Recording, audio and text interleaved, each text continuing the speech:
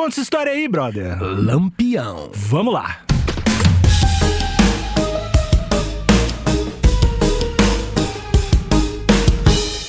Níquel!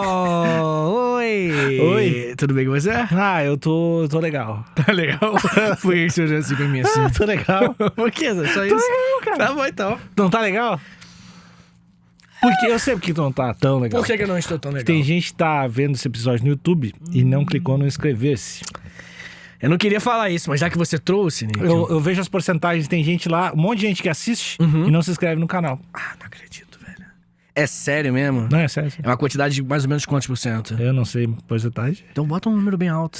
6. 6 é bem baixo, amigo. O conceito de Não, eu falei porcento... 66. 66 ainda nem é grande coisa. 666. 90% das pessoas Enfim, assistem. te inscreve, Isso. assina aí, clica Isso. no sininho Isso. e vamos que vamos. É. Mas, Níquel, eu quero falar pra você de uma época, de uma pessoa em específico que não tinha internet. O YouTube não estava aí ainda.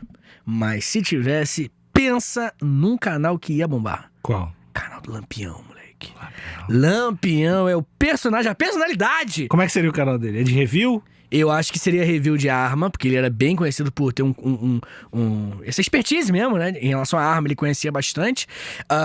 Além disso, eu acho que ele falaria, tipo, bastante sobre o mundo tá cheio de mimimi, tá ligado? Porque ele é muito ele era... Cara, ele era muito machistão, tá ligado? Em especial, assim, tá ligado? Deixa eu ver o que mais. Eu acho que é isso, né? E uns react, né? Que acho que todo mundo faz. React é legal, né? Mas não tô falando que é ruim. Mas acho que todo mundo faz um reactzinho. React tortura. Aí ele, pô, os caras viajando. Mandaram malzão ali, tá ligado? Eu não gosto de ver essas coisas. Eu nunca quero fazer uns react, porque eu vou ficar muito... Por quê? Ai, quando é react, coisa de acidente... Coisa Não. Mas react de TikTok, Toy Story. React de Toy Story? Por que React Toy Story? Eu gosto da história. Eu também gosto. Daí a gente faz uma reação muito sem sentido com a cena. O cara fica... muito forçado, assim. React a gente acha graça das coisas que não tem. Tá aí um vídeo pra gente lançar. React de Toy Story. Tá bom. Tá bom. É verdade. A coisa mais idiota possível. Mas, Nick, eu não quero falar de React Toy Story, não, Níquel. Que eu sou diferente de você. Eu vim trazer informação pro Brasil, Níquel. Eu vim trazer hoje, Níquel, informação pra você. Qual informação? Informação sobre uma figura da história do Brasil muito importante. Não só por questões, como é que eu posso dizer, históricas em si. Não é só factos que vão dar valor pro Lampião, mas também toda a mitologia por trás desse cara.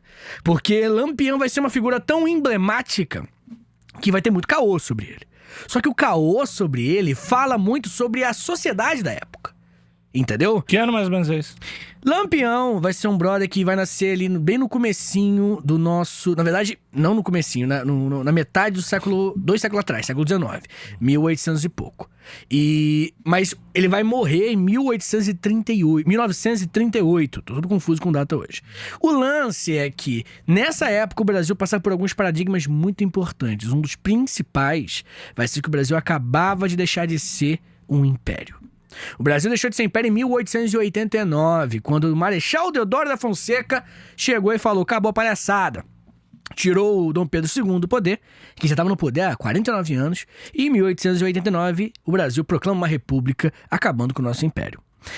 Uma das coisas que mais deixava o Lampião furioso, é muito interessante falar disso, pra você ver como é que é a mitologia do cara, é que ele era um cara extremamente católico. O Virgulino é o nome dele. E por ele ser um cara extremamente católico, a república era laica. Ainda é.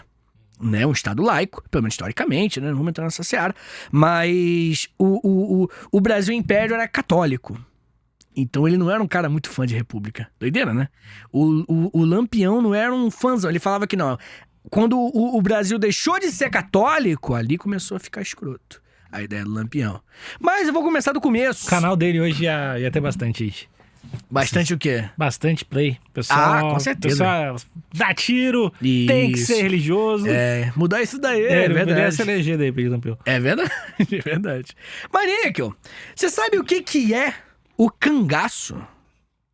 Parece quente pra caralho, mas não sei do que tanto. Sim, o cangaço é um movimento de banditismo social que acontece lá no Nordeste brasileiro, principalmente na região da Caatinga, que é uma região onde, principalmente quando o Brasil se torna uma república... Eu sempre achei que o cangaço era um lugar. Não, o cangaço é um movimento de bandidos, tá? São criminosos, que eles procuram na vida extra legal, vamos dizer assim, né? Eles vão fora da legalidade, eles tentam uma ascensão social e tentam sobreviver. Acontece, cara, que é muito fácil você entender a situação principalmente do sertanejo, do nordestino dessa época, que cogita fazer as merdas, tá ligado? Tem um historiador chamado Eric Hobsbawm, que é famosão, inclusive, que ele até chama isso de banditismo social. Porque a condição era tão zoada, brother, que é isso. Todo mundo, Nick, você que tá aqui, o ouvinte que tá em casa, todos nós temos um limite. A partir daquele limite, a gente começa a abrir mão da lei, começa a abrir mão de parâmetros éticos e morais. A minha aposta é que esse limite é muito diferente do que todo mundo tá pensando. Como assim? Eu acho que a gente sempre acredita que o nosso limite é diferente do que na realidade é. Tipo, eu nunca roubaria, ou eu nunca mataria ninguém, ou eu mataria alguém. Eu sempre acho que tá errado. Acho que a pessoa tá sempre falando... Tá sempre errado. Primeiro se o cara fala, eu mataria. Na hora o cara peida. Eu acho que às vezes é um discursinho pra... Sabe? Ou às vezes o cara, eu nunca mataria. Entendi. Põe uma arma na tua cara aí, vamos ver se tu reage. Sim, é verdade. E essa arma, às vezes, Vitor, é a fome. Não tá chorando? Você tá tentando chorar. Eu queria conseguir chorar. Você tentou, eu vou chorar, honestamente. Vai, conta pra mim que essa arma é a fome. Vai,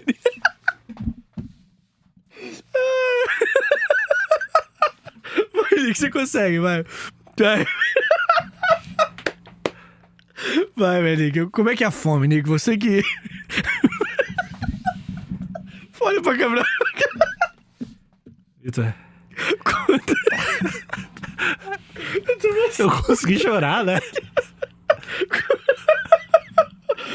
Que nem Maite Proença conseguiria isso, Busca tá? essa. Porra, eu já de rir agora. Primeiro não valeu. Caralho, Nick, aí tu mandou muito, cara. Porra. Aí, na moral, foi bonito isso, cara. Caralho, Nick. Chorei na hora, velho. É que eu sou ator. É que eu sou ator, é horrível. Eu sou muito ator. Ai, cara, passei mal, cara. Logo no começo do episódio. Não, mas o que eu quis dizer... Entendi a mensagem, o que eu quis dizer mensagem. dessa forma é que, enfim, né? O que nos faz transcender os limites Isso, são diferentes acontecimentos. E eu acho que ninguém conhece muito bem os seus limites até chegar neles. Ah, entendi. Então, e você acha que é um lance meio que... até o contrário? Tipo assim, quando chega perto do limite, você vai pro oposto da pessoa que você é racionalmente? Não, acho que não necessariamente. Eu só acho que quem não tá perto do limite, quem nunca chegou no limite, as pessoas não sabem, eu não sei, e ninguém sabe como vai se comportar numa situação até essa situação chegar. Certo, justíssimo. E é isso. Entendi, eu concordo muito contigo. Acho que na hora do vamos ver, a mecânica é tão distante do nosso dia a dia que a gente não consegue chegar pra prever como é que a gente vai ser durante ela. Mas, como eu tava falando contigo, de acordo com alguns historiadores como Eric Hobsbawm, um dos maiores historiadores do mundo, tá, inclusive, o banditismo social que acontecia no cangaço era justamente por questões como essa. A situação era tão desgraçada mesmo no Nordeste do Brasil, que era muito comum que pessoas abrissem mão do que é certo, do que né? Se entregassem pros bandos de cangaceiros. E essa expressão é importantíssima. Eram grandes esses bandos? Variava bastante, de 20 a 80 pessoas.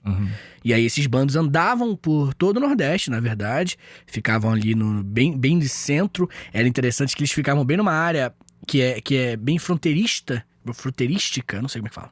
Fronteiérrima. É a área bem fronteirérrima. Deve ser essa expressão, deve ser essa. E eles ficavam variando de fronteira pra fronteira, principalmente o próprio Lampião. Ele tinha essa estratégia, porque, tipo assim, ele tava em Pernambuco. Arranjou a treta em Pernambuco, ele fugia até a fronteira. Porque quando ele entrasse na Bahia, por exemplo, era uma outra galera A polícia parava por ali, a polícia de Pernambuco. Ele lança nos Estados Unidos, né? A legislação da época impedia a polícia de um estado de atuar em outro estado. Hoje em dia não temos mais isso. Né? Mas naquela época isso era uma estratégia do próprio Lampião pra fugir da polícia. Por que o Lampião se destacou tanto? Só porque ele era bom pra caralho nisso? Provavelmente... Me conta a história, de onde é que esse cara... Tá, o Lampião Virgulino Ferreira da Silva, ele nasceu no dia 7 de julho de 1897. Tá. E quando ele nasceu, o Brasil tinha acabado de se tornar uma república. O nosso queridão, ele nasceu em Serra Talhada, lá no sertão de Pernambuco. E o pessoal de Pernambuco tem muito orgulho dele, porque eu falei no outro podcast o lugar errado. Eu falei Serra Talhada, eu falei outro estado, nem lembro qual que foi. E aí eu recebo comentário até hoje, assim, o pessoal reclamando. Ótimo. Bem, você gosta disso? Eu gosto. Bem, de qualquer forma, o nome Lampião, que é um nome muito famoso, ele vem porque o nosso querido Virgulino, ele atirava tão rápido, recarregava tão rápido a escopeta dele, a arma dele, que, de acordo com a galera que acompanhava ele no bando, né, era só você seguir ele como se ele fosse um lampião. Porque ficava o tempo todo a luz. O maluco era muito brabo. E outros dizem também que no final a ponta da espingarda dele ficava brilhando, de tanto que ele atirava. Ele era muito bom nisso mesmo. Mas o lance dele, cara, no final eu vou explicar por que eu acho que deu muito bom o nome Lampião, assim, que é o maior, né? Não tem nem discussão. Bem, de qualquer forma, ele vai entrar no cangaço de uma maneira muito louca. O pai dele, ele era um pequeno agricultor, um pequeno dono de terra, pobre, mas tinha uma terrinha dele, né? Só que eles vão arranjar umas brigas feias com uma família de coronéis ali perto, uma família com um pouco mais de grana, que é a família Alves de Barros. Essa família vai fazer com que ele arranjou a briga, levou pra polícia, e a polícia rapidamente arranjou uma forma de matar o pai do Lampião. Rapidamente, ele perdeu a fé no Estado ou na lei, podemos assim dizer, entendeu? Bem jovem, ele viu que não dava pra contar com a polícia. E por conta disso, ele entrou num bando de cangaceiros. E essa treta, a outra família era rica? Como a família tinha uma... E aí tinha influência na polícia. Uhum. Cara, só fazer um pequeno panorama da situação do Nordeste inteiro dessa época. O Brasil, no começo da sua república, viveu o que nós chamamos de República Velha. E, em especial, a partir de 1894 pra frente, mais especificamente, nós temos o início do que nós conhecemos como a República do Café com Leite, que é bem conhecido na escola e tal, né? República do Café com Leite, resumidamente, é o período onde no sudeste do Brasil, o Brasil inteiro era comandado pelo Sudeste, que é a região que a gente tá aqui agora, né? São Paulo, Minas e um pouco do Rio de Janeiro mandava completamente na galera. Então, por conta do café, né, o Brasil era o maior exportador de café, e o Nordeste, que ainda tinha um histórico, um costume de trabalhar com açúcar, a cana-de-açúcar, até hoje, na verdade, ainda tem, o Nordeste estava completamente esquecido, tá ligado? E aí, por conta disso, o Nordeste foi bem deixado de lado, e a pobreza cresceu a níveis alarmantes, fazendo com que, isso é muito importante, quando o Estado não ocupa um vão de poder, que tem lá, outro grupo ocupa. Então, logo em seguida, quando o Estado não estava ocupando, os grandes fazendeiros e coronéis, é aí que veio o termo coronelismo, inclusive, eles ocuparam esse poder político na região. Então, eles eram uma vibe meio senhor feudal, assim, eles que comandavam aquela regiãozinha ali, com os jagunços, né, com a galera que mandava ali. E aí, uma contra-resposta a isso, porque sempre quando vem um grupo, vem uma antítese desse grupo, são os cangaceiros. Que é a galera que não tinha, né, como... não tinha como enfrentar de igual para igual essa galera agindo dentro da lei. E aí eles vão procurar esquemas fora da lei, através do cangaço, pra, né, ter uma ascensão social, pra poder falar de igual para igual e tudo mais. É muito louco, o Nordeste tava muito fodido nessa época. E cara, aí... Imagina quão perigoso não era, assim, tipo, tu atravessar a parada, assim, ou morar por lá. Ah, não, era muito absurdo, porque... A lei em si é um lance meio Rio de Janeiro, tá ligado? Hoje em dia. Porque no Rio de Janeiro, porra... No Rio de Janeiro, o poder político é tão esvaecido que você tem a milícia como, sabe, o modus operandi da parada, assim. A polícia, ela ocupa... Polícia não, a milícia é que às vezes se mistura, né? Muitos membros da milícia são policiais e tal. A milícia, ela ocupa esses vãos de poder em resposta à criminalidade numa região porque o Estado não dá conta de levar a segurança. Toda vez que tu fala do Rio de Janeiro e da milícia, eu acho muito estranho. Isso existia, assim. Cara, sabe que, tipo, agora... Eu sei, Sim. que é muito distante pra mim. É tipo assim, vou tentar resumir. Acho que eu já falei isso em outro episódio, mas só pra resumir. Como o Estado não está sabendo... É só você ver a quantidade de governador nosso que é preso lá no Rio, né? Não está sabendo lidar com a violência. Isso fez com que a violência chegasse a um ponto tão alto que pequenos grupos paralelos nasceram em resposta pra acabar com aquela violência, e são a milícia. E, claro, tô longe de falar que isso é algo positivo, né? Sim. Não tô falando que parabéns, milícia. Tô falando que é uma resposta. A milícia, ela cobra a grana de galera e tal. Os cangaceiros não é o mesmo setup da milícia, né? Não da milícia, mas os coronéis seriam algo mais... Os cangaceiros são tipo uns pirata. Uns piratas da terra. Velho Oeste. O Velho Oeste dos Estados Unidos, o nosso é Velho Nordeste. Tá ligado? É bem isso mesmo. Doideira, né? Mas muito bem. Lampião, essa figura maravilhosa, ela viu muito cedo que não dava pra confiar na lei, não dava pra confiar em ninguém. Tinha que ser ele e a violência. Ele correu atrás de um bando de cangaceiros de um brother chamado Senhor Pereira. E daqui a pouquinho eu vou entrar aqui no setup de nomes de cangaceiros, que é uma obra de arte, cara. Cabeleira, Senhor Pereira, Quinta-feira. Porra! Lampião, é porque a gente fala tanto que a gente... Para e pensa, Lampião, os nomes são incríveis. O nome de verdade, de Virgulino, é um nome meio... É verdade. É no mínimo ousado. É verdade. Cara, mas eu acho Quinta-feira muito maneiro. Virgulino vem de vírgula, será? Não. Acho que Virgulino é um nome de origem até portuguesa, velho. De vírgula seria estranho. Não, Virgulino é um nome normal. Porque se você um filho que ele teve no filho do meio, de repente, sabe? Podia ser Virgulino. Já viu o pai que botou o nome do filho de Xerox? Já. Bom demais. Isso tem que dar um pau nesse. O Xerox é um moleque tristão. Meu nome é Xerox. Mas o Fotocópia, que é outro, o irmão dele, ele fez. É real isso. Mas enfim, no cangaço, ele entrou muito jovem, em 1922, tinha uns 20 e pouquinhos anos, e ele já estava se destacando entre a galera por ser muito inteligente, muito ágil, e ele sabia ler e escrever. O que era um diferencial pra época. Eu ia falar, ele estudou quando era Estudou na criança. escola, quando era criança. A família dele não era desgraçada de pobre. Entendeu? Tinha uma propriedadezinha. Tava longe de ser rico. Mas definitivamente tinha uma propriedadezinha. E por conta disso, né, ele... Como é que eu posso dizer? Ele chegou no cangaço com algumas características que deram a ele. Ele devia ser meio playboy entre os cangaceiros, não? Não, porque ele entrou muito cedo, né? Então é como se ele veio de família minimamente ok. E isso... Cara, é porque tem umas coisas na infância que a gente nem consegue mensurar, de tão desgraçada. Se você não se alimenta bem, você não desenvolve o seu cérebro. Tá ligado? Então você não... Tem gente que é burra porque não comeu direito na infância. Tá ligado? Quando você passa fome, isso é uma realidade. Por isso que é muito comum famílias mais pobres perderem filhos muito pequenos. Porque eles não conseguem nutrir o filho como ele deveria ser nutrido. E o Lampião, por ter uma condição mínima...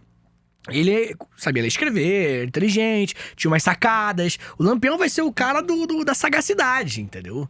E isso, inclusive, é uma das coisas que mais contribuíram para a figura mitológica que o Lampião vai se tornar. Certamente alguém já escreveu um texto no LinkedIn dizendo que o Allampião, se usasse toda essa inteligência, podia ser o Steve Jobs brasileiro. Caralho, é verdade. Esse texto no LinkedIn tá... É verdade. Além do... 3 mil likes. Além dos 10 mil lições de liderança que podemos aprender com o Lampião. Certamente tá no LinkedIn também. Tá vendo. 10 vezes em que Lampião te ensinou a administrar uma empresa. Verdade. Isso aí é o equivalente do Pablo Escobar. Mesma coisa, você tem os mesmos textos. Mesma coisa. Exatamente a mesma coisa. Mas é que é um pouco, né? Às vezes, tipo, o Pablo Escobar era um cara que devia ser bom em administrar a parada. Sim, o Lampião também. O Lampião eu não sei o que ele fez. Eu sei que ele era das paradas, mas não sei o que ele fez. Eu vou te falar uma coisa. O Lampião, ele tinha uma técnica muito interessante. Ele... Vai chegar no momento que o Lampião vai incluir mulheres dentro do bando. E o que não era comum. Nenhum cangaceiro... Que o cangaço existiu até no comecinho do século XIX. Mas tu falou que ele era um cara machistaço pra caralho. Sim, mas dentro ele era machistaço pra caralho, mas ele era o feminista entre os cangaceiros ou não? Não feminista, mas ele inclui mulheres. tá ligado? Não é também como se ele pensasse, as mulheres merecem. Não. Ele só falou, tá ligado? Tá bom, funciona. Sabe apertar o gatilho, né? Funciona, né? Ele era um cara muito democrático, se é que dá pra dizer isso, no bando dele. Porque tinha criança de 11 anos no bando dele e senhores de 70. Jovem aprendiz. Isso, mas senhores de 70, então...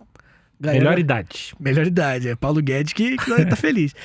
E mulheres e tal, então ele variava bastante, né, em idade e tal no seu bando. Mas uma coisa que eu tava falando sobre a expertise, o conhecimento ali, até social dele, era que, como as mulheres começaram a entrar, teve um momento que, logo no começo, quando a mulher começou a entrar nos bandos cangaceiros, que a galera começou a brigar entre si, os cangaceiros do bando dele. E relacionado às minas? Geralmente relacionado à mina, segundo ele. E aí, o que ele fazia? Ele arranjava uma invasão, tá ligado? Ele arranjava uma invasão na hora. Quando ele sentia que os ânimos estavam exaltados, ele já... Vamos invadir a fazenda tal. Porque ele falava que isso unia todo mundo. De novo, tá ligado? Então, olha aí, já é o primeiro capítulo do livro aí, 1.100 lições com o Lampião. É verdade. O inimigo em comum se chama. É verdade. E aí ele falava, né, que quando a galera pegava a arma e estava do seu lado, que ele era seu irmão, tá ligado? Então você esquecia aqueles problemas menos importantes, né? Tá, mas ele entrou nesse cangaço aí meio jovem, sabia escrever, se destacou por ter umas sacadas. Isso. E aí o senhor Pereira, que era o líder do bando, ele vai receber uma como é que eu posso dizer? Uma intimação do Padim Cisso, que é um padre.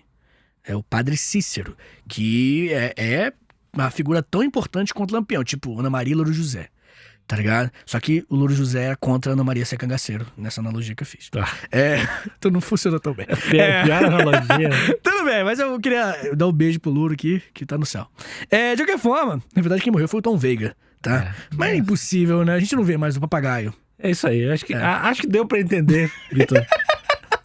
Eu gostava do Louro José. E aí, ok, o Padim Cisso, não viajei muito. O Padim Cisso, ele chegou pro senhor Pereira e falou assim, você tá bem velho, se aposenta, mete o pé. E aí o senhor Pereira falou, ok, vou seguir o Padim Cisso, porque o padre Cícero, brother, ele era meio que uma figura respeitadíssima religiosamente na região. Os cangaceiros eram, tipo, 99,9% bem católicos. Tipo, bem católicos. Então... Mas eles matavam geral... História do cristianismo. Isso aí até agora é do game pra caralho, do cristianismo, aparentemente. Tem umas páginas ali que a gente rasga da Bíblia. Isso, não matarás. Também matarás é forte, né? Exatamente. E aí eles mataram muita gente e antes, rezava Pai Nosso. O Lampião em específico, ele era especialmente católico, porque ele rezava, uma dos registros que nós temos dele, é que ele rezava 2 vezes fazia 2 missas no domingo, de manhã e de noite. Rezava pra caralho. E como eu falei, era muito próximo do Padim Cisso. Porque o Padim Cisso, ele era famoso por fazer uns milagres na região, tá ligado? Tipo, ele já deu hóstia na boca da pessoa e a hóstia virou sangue, tá ligado? E aí todo mundo falou assim, cara, essa porra aí é Deus, sei lá. Então rolava essa figura, esse endeusamento aí. E esse padre era respeitado mais pela galera dos cangaceiros. Todos. Pela galera, sei lá, do... Coronel? Os coronéis e tudo. Todos. Todo mundo pagava um pau pra ele. Sim, até políticos. Os políticos também pagavam um pau pra ele. Mas aí, enfim, o senhor Pereira saiu e o senhor Pereira vou deixar o moleque mais inteligente, deixar o moleque mais firmeza, que realmente tem sangue no zóio, que é o Lampião. O Lampião, cara, ele vai... Como é que eu posso dizer? Ele vai trazer uma nova era no cangaço, principalmente pro bando dele, porque o Lampião, ele tinha umas táticas de ataque, de defesa, de fuga muito interessantes. Primeiro, que ele nunca usava o hospital, nada do tipo, porque ele percebeu que era uma das formas que a galera mais encontrava os bandos. Quando alguém usava, né, um hospital. E aí a primeira coisa que ele fez foi aprender a fazer primeiros socorros. Ele era o parteiro do bando, tá ligado? Ele tinha uma tática muito curiosa. Ele atacava uma fazenda, atacou a fazenda. Na hora de fugir, os cangaceiros do bando Lampião faziam uma filazinha. Aí eles iam andando e pisando em cima da marca do pé do outro, que tá na frente. E aí o último botava o sapato pra trás e ficava mudando a direção. E aí eles ficavam andando no meio do mato. E aí quando o volante é o policial que perseguia os cangaceiros. O volante chegava e via, ele, foi pra lá. E só tem um só que era um monte que foi pro outro lado. E aí o cara tinha várias técnicas, né, cara? Ele tinha umas ideias foda. E o lance de tu ter uma crew nessa época, o Lampião, ele andava... Tipo assim, ele tinha um local fixo, eles eram andarilhos, tipo cigano, como é que Sim, era o lance? eles tinham que ser andarilhos, porque era muito ataque que ele fazia e por mais que exista essa cultura popular de que ele era um Robin Hood, né? Roubava dos ricos e dava para os mais pobres. Não é verdade. Ele tinha muito amigo rico, muito amigo coronel, muito amigo dentro da política e atacou um monte de vila de pobre também. De vez em quando ele fazia umas festas para as pessoas mais pobres, ele ajudava realmente algumas famílias e tal, mas não tinha nada a ver com ajudar os mais pobres ou mais ricos, era apenas uma questão de momento, assim, Deus me tocou, Jesus me tocou, tá ligado? Por que a galera paga tanto pau pra ele? Porque ele é uma figura meio mitológica, né? E principalmente, um dos motivos que me fazem acreditar que, em especial, o Lampião é tão famoso, é que rolou uma sessão de fotos, cara. Uma sessão de fotos. Na verdade, foram 2 ou 3, mas é meio que no mesmo contexto. Teve um brother chamado Benjamin Abraão Boto, tô com o nome dele aqui. Ele era amigo do Padim Cisso, e aí o Padim Cisso desenrolou pra tirar umas fotos dele. Cara, e as fotos são inacreditáveis, assim. Que o Lampião apontando as armas, o bando todo, Maria Bonita que é a mulher dele, tá ligado? E isso fez com que saísse matéria até no New York Times na época, 1930. Tipo, da história de amor de Lampião e Maria Bonita, tá ligado? Porque a história de amor deles é muito louca. Primeiro, ela realmente aparentava ser bem apaixonada por ele. E de acordo com os relatos, o Lampião chegou na casa dela pela primeira vez, conheceu o pai, conheceu todo mundo, e aí foi embora, fazer outras coisas e tal. Aí 1 ano depois ele volta, ela tá casada. E aí ele tava na região durante uma semaninha ali. Só que ela vivia brigando com o marido dela. Vivia brigando. E aí ela ficava indo pra casa do marido, pra casa dos pais. Aí o Lampião tava na casa dos pais uma vez e ela tava lá também. E aí dizem, lendas, que ela chegou pro Lampião e falou: você não vai me levar ou eu vou ter que te acompanhar? Aí o Lampião falou que foi a primeira derrota dele, tá ligado? E aí ele levou ela no bando e ela foi a primeira mulher cangaceira da história. E aí abriu a porteira.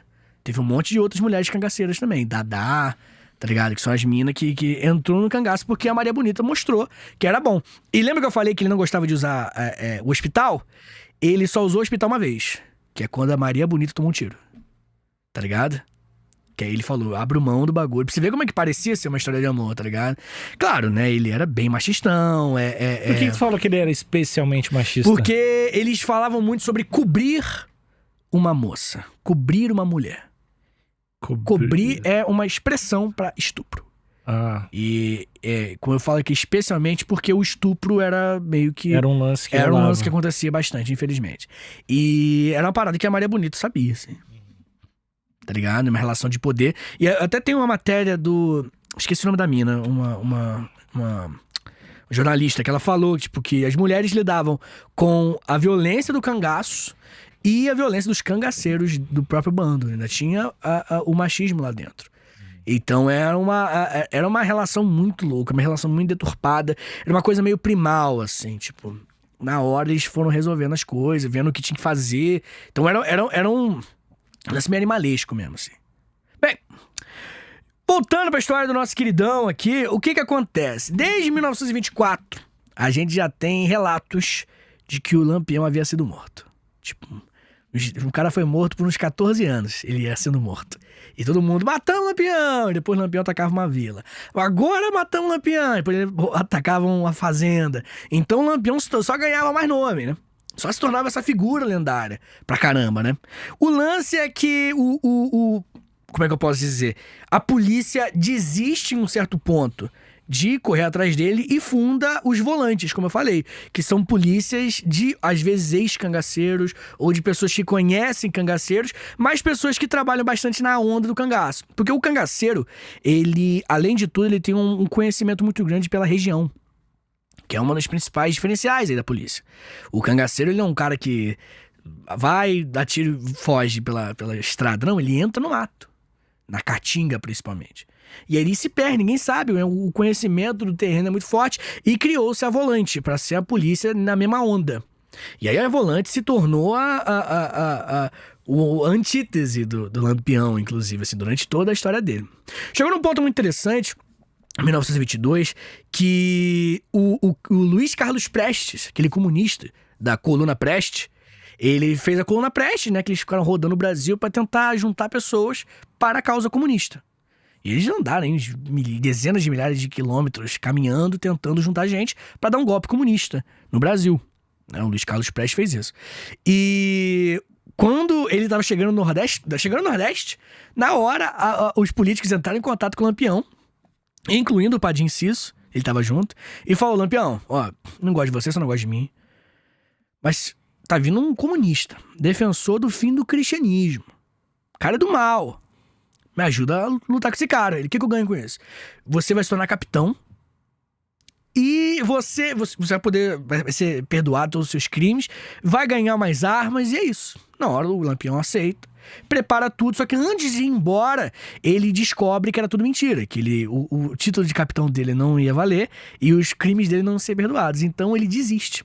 Ele pega as armas, ele vai embora e nunca enfrentou o Luiz Carlos Prestes. Só que agora o Lampião tá armado com as melhores armas que tinha no Nordeste da época. E puto. E puto é essa. Mentira pra mim. Tanto porque ele vai pedir pra ser chamado de capitão. Por todo mundo.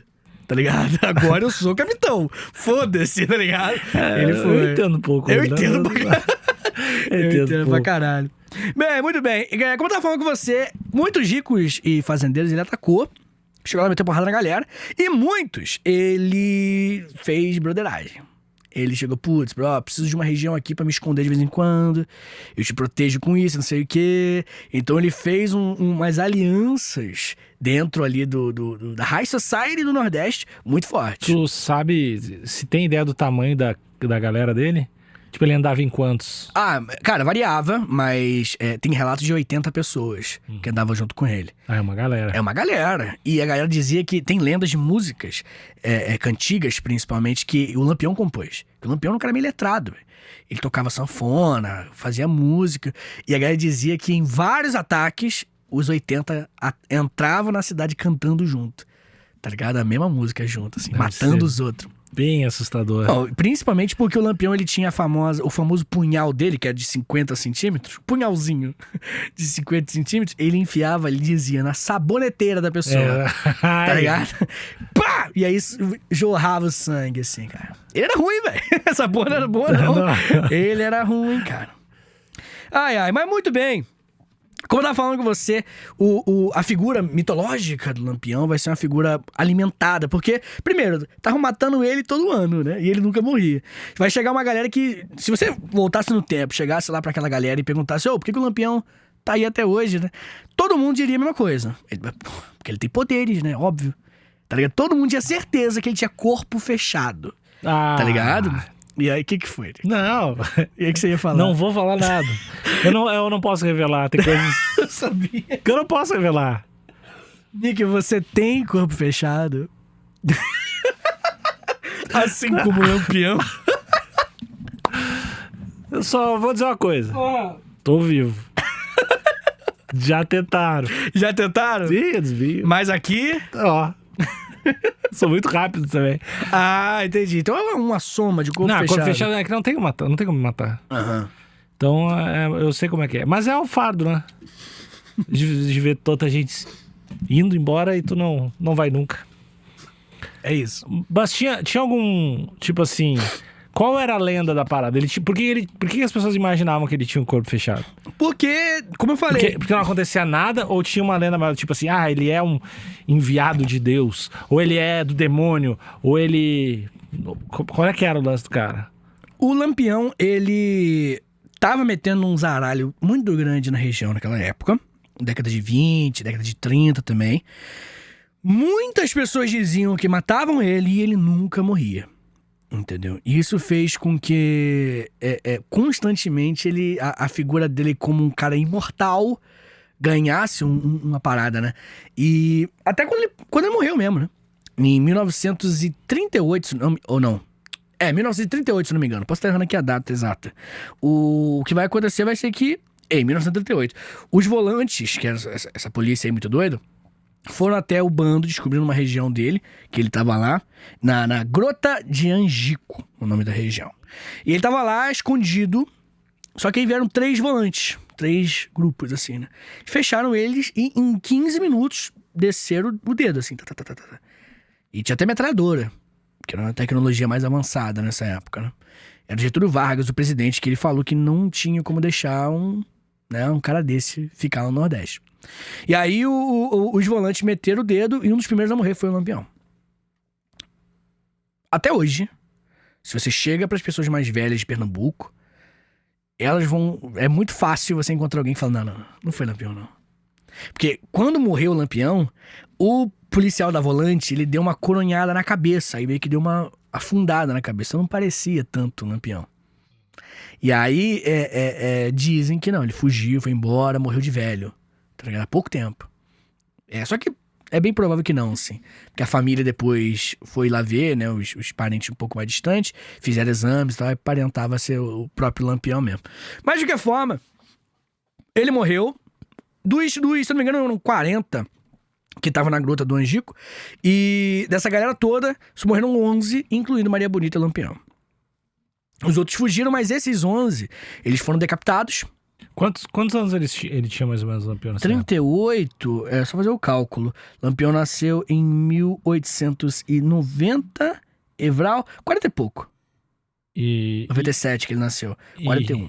E a Maria Bonita era mais nova. Bem mais nova. Ela devia ter tipo 14 anos. Não, acho que ela tinha tipo 20 quando morreu, assim, 20 e pouquinho. Mas ela era bem nova. Ela era bem nova, assim. E eles tiveram uma filha, né? Acho que é Expedita, a princesa do cangaço. Foda, né? Bonito, né? Soa foda. E mataram junto? Não, ela tá viva até hoje. Caralho. Doideira, né? É uma senhorinha de idade. E perguntaram pra ela, né? Se ela lembra de uma coisa. Ela falou assim, eu lembro de meu pai me mostrando armas e coisa que eu não gostava, assim. Imagina, essa aqui, minha filha, é uma espingarda, não sei o que, bem pequenininha, assim. E com poucos anos de vida, ele e a Maria Bonita, sabia que não dava pra cuidar. E aí ela foi embora, deixou com uma família aí, eles deixaram, e ela tá viva aí até hoje. Essa história do cangaço toda é uma história que é bem recente, né, historicamente. Então é uma parada que a galera, como é que eu posso dizer? Ainda tem gente viva daquela época. Isso é muito louco. Sim. Tem um brother que eu esqueci o nome, cara. Que o nome dele tinha as iniciais JB. E aí... esqueci o nome dele, cara. João Bosco. Não, da minha cabeça vem Júnior Baiano. Mas esse é o jogador do Corinthians. O JB, ele sempre quando ele atacava uma galera, ele tinha a inicial pra queimar, ele esquentava, chegava no rosto das vítimas e botava um tss, JB. E até hoje tem um monte de pessoa com JB no rosto, lá em Pernambuco principalmente. O Nordeste todos, né, que eles andavam lá, mas o Pernambuco era o grande centro. Mas ele fazia só de sacanagem. Só de otário. Não, tem um outro do bando, que eu esqueci qual é o nome, não sei se era o Quinta-feira, que ele gostava de matava a galera e ele pegava uma lasca, um pedaço de couro das costas de que ele matou. Ele pegava, fazia um corte, depois igual o couro mesmo, assim. Aí ia colocando na roupa deles, né? Às vezes no chapéu. E tanto porque o nome cangaceiro não tem uma origem muito clara. Filha da puta. Não, é ruim, tá ligado? É gente ruim. Esse papinho aí enfim. Tá, e a galera...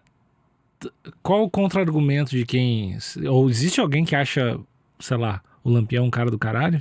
Lógico. E o argumento é? As condições socioeconômicas da época. Entendeu? Porra, assim como hoje, se você sobe um morro no Rio de Janeiro, chega lá, bem no topo, onde o Estado não chega, onde não tem saneamento básico, chega pra uma criança de 10 anos e fala o seguinte, tá vendo aquela galera que tá te dando cesta básica e gás? Eles são do mal. Tá, mas que pelo que tu me disse, ele não tinha pra alguns sim, pra alguns não. Assim mas como isso. Não era uma estratégia contínua dele, né? Não era uma estratégia contínua, mas ele trabalhava. Que se fosse um lance de estratégia... Tipo assim, eu cuido dessa galera meio pobre aqui, sempre... Daí eu até entenderia, mas... Não era. Várias vezes ele atacou os mais pobres, quando precisou. E era muito comum, inclusive, na época, o Lampião ser romantizado. Tinha uma frase na época que era: todo mundo ama o Lampião até conhecê-lo. tá ligado? Quando ele chegava na sua vila, você vê, não é tão maneiro não, tá ligado? Ele é um bandido, ele é um cara mau mesmo. Ele é um cara mau, a gente tem certeza disso. Só que não tem como você não pensar que é isso, sabe? Eram as condições da época. Eu me pergunto constantemente, o que foi o início do nosso episódio, que fez até você chorar de uma forma majestosa, que é... Você esqueceu que tinha chorado. Eu esqueci, eu não lembro nem por que eu chorei, cara. Que é o limite. É o limite. Qual seria o seu limite? A partir de quando, Nick, você acha que você mataria uma pessoa? Eu acho que tem uma parada básica que eu acho que muita gente mataria, que é sentir a sua própria vida ameaçada. Uhum. Eu acho que eu mataria. E eu também tenho muito medo, por eu ser uma pessoa muito não agressiva, eu sou realmente muito, muito não agressivo. Eu acho que isso não é saudável. Eu acho engraçado que você fala isso aí, corta pra você começar o episódio samurai. Eu sou samurai! É verdade. É que eu acho que isso não trabalhar a agressividade é muito não saudável. E eu acho que isso talvez tenha a ver com o limite de algumas pessoas, do tipo, tu não sabe trabalhar a agressividade dentro de ti, e aí, sei lá, alguém te assalta, ou alguém faz tu reage e perde a mão, sabe? Eu tenho medo de reagir em alguma coisa, e se eu conseguir, cara, enfiar os polegares no olho de alguém, assim, como mastigar o rosto de alguém. Você tem medo de chegar num ponto que perca o controle. Por ser um traço meu que eu não trabalho como deveria. Eu acho que acho que todo mundo tem uma parada de agressividade dentro de si, e eu não trabalho muito bem a minha. Eu acho que por ser um cara tão de boa, sei o quê... Você não chega nesse lugar. E eu acho que se chegar nesse lugar... Eu tenho medo de chegar nesse lugar... E fazer bosta. E por nunca chegar lá, e por nunca trabalhar esse sentimento, acabar mastigando o rosto de alguém, que é uma bagulho que eu acho que eu talvez vou fazer. Mastigando o rosto? Eu acho que se eu ficar com muita raiva, eu imagino comer o rosto de alguém. Assim. Mas eu não me acho agressivo. Não, bem trabalhado, né? Esse moleque aí, psicólogo batendo palma. E tu, Vitinho? Cara, eu acho que racionalmente... Se olhar pra minha mulher, eu passo. Mas eu acho que família é um lance foda, né, cara? Porque... família é uma parada que faz a gente ter que descer o nível, né? A impressão que eu tenho é que eu me permito, tá ligado? Tipo, quando eu sinto alguma coisa vai acontecer de errado com meus pais ou com minha mulher, eu sinto que eu me permito chegar ficar... eu não seguro, tá ligado? Mas eu não geralmente não. Geralmente eu tenho a minha reação natural pra momentos de estresse alto, a grande maioria das vezes, é ser extremamente racional, assim. Eu também. Tipo, muito. É tipo, calcular o que fazer, tipo, fazer quase que um cálculo, tipo, Max Steel ativar. Lembra do Max Steel?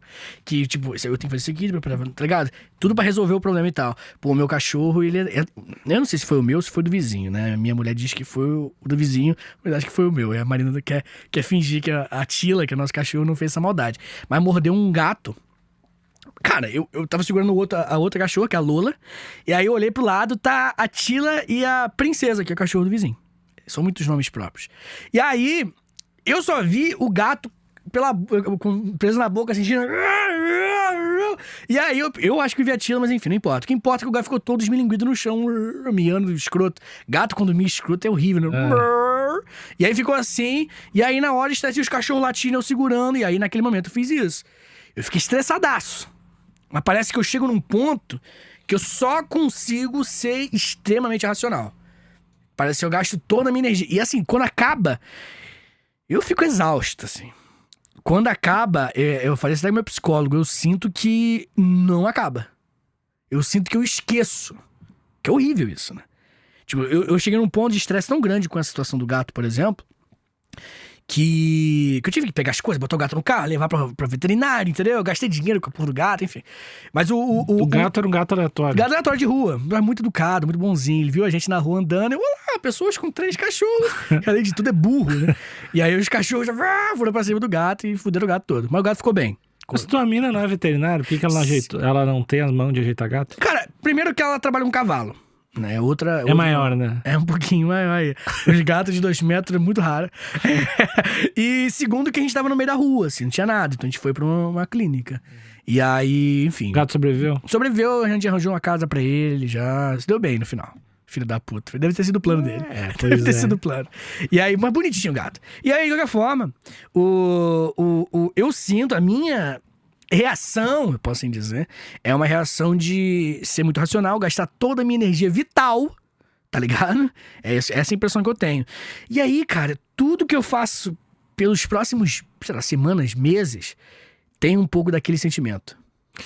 Mas eu acho que a situação do tipo, sei lá, o cara virar um cangaceiro, eu sei, obviamente, que não quis comparar o gato, né? É isso, mas eu acho que deve ser uma parada muito além, velho. Deve ser um sentimento muito louco. Sim. De tu não ter escolha, né? Tipo, deve ser uma... Eu não faço ideia de tipo, se tu não tomar uma atitude agora fora do que tu tomaria tu vai se ferrar. Moralmente, tu tá fudido, tu vai morrer. E é um lugar que se você for muitas vezes, você se acostuma. Tá ligado? Tipo assim, aposto que a primeira vez que o cangaceiro puxou um gatilho e matou uma pessoa, que ele julgou aquele homem, porra, a pessoa vai me matar, ou, sabe? As outras vezes não teve um critério tão alto. Tá ligado? Ele começou a ir nesse lugar e começa a se acostumar com aquele lugar. Na psique dele, assim, tipo assim, eu posso ir ali, fazer isso, tirar uma vida e é ok. Entendeu? O outro dia amanheceu igual. E aí, se eu não tratar isso como naturalidade, também eu acho que talvez seja uma outra parada que tu não pode escolher, né? Do tipo assim, se tu tratar, sei lá, tu tá numa situação extrema, tu é um cangaceiro lá, tem que matar essa galera aí pro teu bando comer.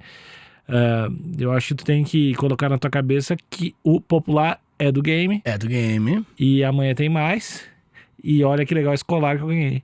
Isso. E era muito comum, inclusive, aproveitando falando colar, eles colocavam colares e outras coisas, né? Joias e tal, que eles atacavam uma fazenda, matavam a galera, roubavam a galera. E aí depois pegavam um broche e colocavam no chapéu. Pegavam um colar e botavam o colarzinho. Porque eles andavam cheio de coisa, né? O próprio nome cangaceiro que eu tava falando antes vem disso, né? Porque a canga... Primeiro que não é oficial a origem do nome, mas é a mais provável de longe. A canga é aquele negócio que bota entre o boi e a carroça. Que bota, tipo, boi, o negócio aqui assim, a canga e a carroça, que conecta, né? E era muito comum os cangaceiros botarem a arma aqui, a outra, e a ponta, metade aqui, e botar a mãozinha aqui assim por cima, tá ligado? Fica assim. E aí eles pareciam que estavam usando o canga de boi. E aí veio o nome cangaceiro. Porque eles andavam desse jeito meio tipo, yeah, you know, motherfuckers, tá ligado? Eles andavam nessa vibe. E o grande lance, voltando a falar do personagem da história de hoje, é que o Lampião, quando ele morre, né, os 11 cangaceiros do bando do Lampião, eram mais, a maioria fugiu, mas os 11 que morreram, incluindo o Lampião e Maria Bonita, as cabeças dele foram colocadas bem no centro da cidade, e como amostra mesmo, matamos mesmo, né? E como eles colocaram querosene na cabeça de todos ali, os pássaros vinham, mordiam, e os pássaros morriam depois, os urubus. E aí pronto, né? Aí se a lenda de Lampião já era incrível, porque o querosene servia pra conservar, né? E aí é isso, tipo, nem o diabo quer ele, nem a morte quer ele, tá ligado? E, mano, honestamente, falando com você de papo real, assim, eu acho que é um momento mais folclórico, mitológico da história do Brasil, tá ligado? O cangaço é uma coisa inacreditável, cara. Um movimento de pessoas fora da lei, que com umas coisas incríveis, que mistura catolicismo, tá ligado? E treta política. É uma coisa, assim, riquíssima, que pra mim é o bagulho mais... Mereciam uma série com orçamento Game of Thrones, né? Muito. Merecia muito, cara. Cara, são os vikings do Nordeste, né, cara? Ah, os vikings são os cangaceiros do mar. Os cangaceiros da Noruega. Os cangaceiros da Noruega. Aquela série que passa vikings, botar o nome. Cangaceiros da Noruega. Ah, não duvida que o pessoal traduz assim, velho. Mas é real, tipo assim, no sentido de deles serem os fora da lei. E é isso, a lei não chega mais aqui. Cara, é um conceito foda, né, velho? Porra, quanta coisa. Eu sei que a gente sempre cria, né? Auto da Compadecida aí, um clássico. O Auto da Compadecida, aquele personagem, o Severino. Não sei se você lembra do Auto da Compadecida, o filme, né? Tá ligado? Lembro. Né? Então, o Severino é é a cópia do Lampião. Aquele cangaceiro lá revoltado. E... é muito bom aquele filme, né, cara? Porque eu fiquei lembrando daquela parte que ele fala assim... Eu tenho direito a pegar um pedaço uma lasca das tuas costas. Que é referência a essa galera do Lampião que tá falando. E aí ele falou, beleza. Aí no final do filme ele falou, mas... Você não vai tirar sangue, não, né? Ele, como assim? Não, que você tinha falado comigo que se arrancar uma lasca das minhas costas, mas não tem uma gota de sangue no nosso contrato. Tá ligado? Aí ele enrola o cara. Pô, o filme é muito bom, cara. Auto da Compadecida é a dica cultural do episódio de hoje, com certeza, Nick. Ótima dica. Ótima dica, né? Você gostou do Lampião? Não, eu não gosto dele. Não gosta dele? A gente sempre pode entender de onde veio, mas a gente não precisa concordar pra onde vai. Chora de novo. Agora chora. Chora pra ficar bonito. Não, vou chorar. No próximo episódio eu vou chorar. Sem crer, você nem sabe como vai ser meus episódios. Eu vou chorar. Eu tô muito emotivo. É que eu tô lactando. Então é isso, Alexandre Níquel. Essa é a história de Lampião. Tchau, tchau.